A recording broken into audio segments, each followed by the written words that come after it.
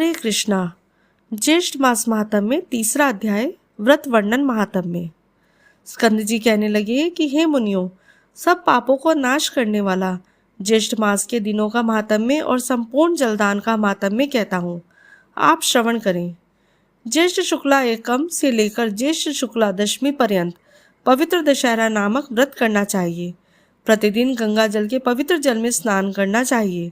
समस्त तीर्थों के अभाव में जो भी जल मिले वह भी गंगा जल के समान ही कहा गया है।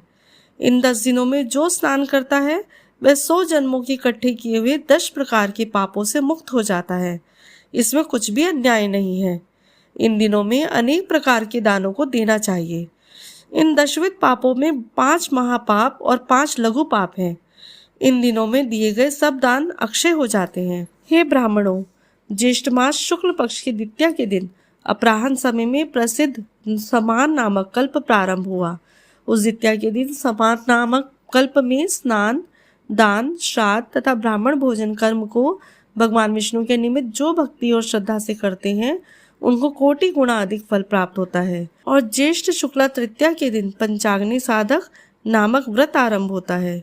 पंचाग्नि साधक व्रत का मास तक करने से मनुष्य समस्त पापों से छूट जाता है और तेज में सूर्य के समान हो जाता है।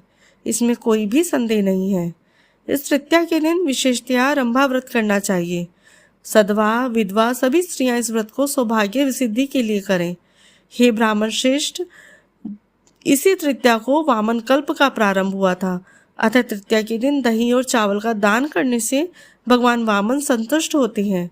आज के दिन विधि पूर्वक श्राद्ध, तर्पण, ब्राह्मण भोज करने के कर्म को करना चाहिए। 1 मास तक ब्राह्मणों को दही का भोजन कराना चाहिए। शुक्ल चतुर्थी के दिन कपिल ऋषि के पवित्र आश्रम में कुंड से 4 भुजाधारी विनायक प्रकट हुए थे। इसलिए चतुर्थी के दिन भोजन ना करें और सब लोग गणेश जी का महोत्सव मनाएं। पंचमी के दिन घी में पके हुए मालपुए आदि से ब्राह्मणों को भोजन कराना चाहिए। पहले इसी शुक्ल चतुर्थी के दिन सती उमा प्रकट हुई थी। इसीलिए स्त्रियां इस चतुर्थी को सौभाग्य वृद्धि के लिए उमा का विविध उपचारों से पूजन करें तथा गीत, नाच आदि का उत्सव करें। संतान की इच्छा हो तो शुक्ल षष्ठी के दिन स्त्रियां जल, वस्त्र, पुष्प, सुगंध, वस्तु, हवन आदि के द्वारा उमा पार्वती जी का पूजन करें।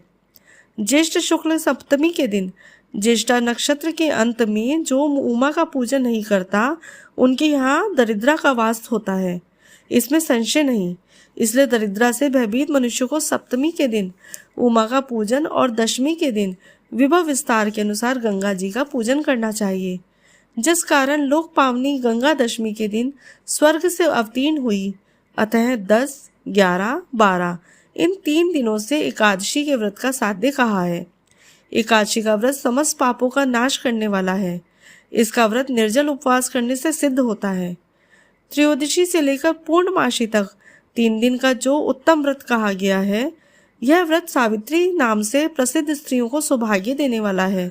उन दिनों वट वृक्ष के मूल भाग में जल सिंचन करें और वट वृक्ष के समीप ब्रह्मा, यमराज, सत्यव्रत और सावित्री का पूजन करें। इस तरह निद्रा, आहार का त्याग कर 3 दिन व्रत करें।